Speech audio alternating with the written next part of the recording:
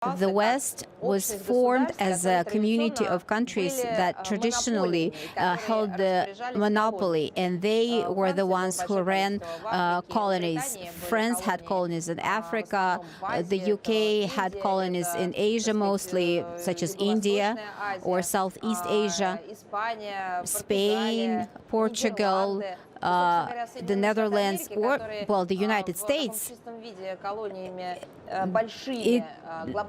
They never really had big colonies, but they were into slave trade, they exploited people, they bought and sold people, and they basically controlled the land that belonged to the Native Americans.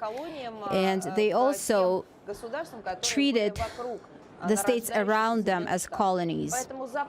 So the West, for centuries, was formed around this idea that they are exclusive because they have the power, because they are the strong ones.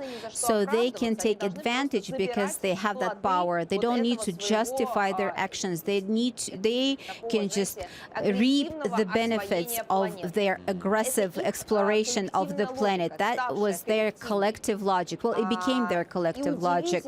And it is amazing that in the 21st century, their former colonies in Africa, Asia, and Latin America became not just independent sovereign states with their national symbols and borders, and they became members of the United Nations, but they became independent because they make sovereign, independent decisions in their countries. In the recent year and a half, there was a lot of pressure applied against African countries by Washington. They tried and even threatened them not to work with Russia, and they tried to work through the IMF, and they threatened that they would withdraw investments. There were also personal threats, but Africa didn't budge. Africa said that it would do what it wanted to do, and it will decide who to work with. And Africa knows Russia's historic role and the role of the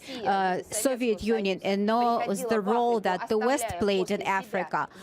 The Soviet Union left behind plants, infrastructure, energy, and it just left all that to African countries to use as they saw fit, whereas the West only took things, resources, slaves. It took the future of the continent, and of course they remember all that, so they strive for their independence.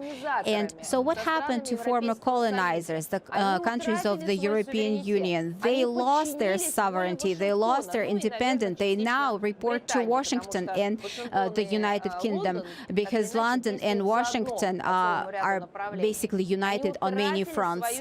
So they lost their independence and they became colonies. They are colonies of the United States of America. They even have a name for this community of colonies. It's called NATO. It's not even the European Union, it's NATO. And this community of colonies, Commonwealth of Colonies, wants to grow. The United States wants to see more colonies in that community. They are not satisfied with Europe.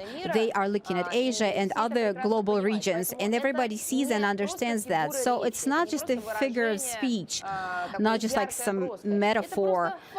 It's a real fact, and we see that it's true.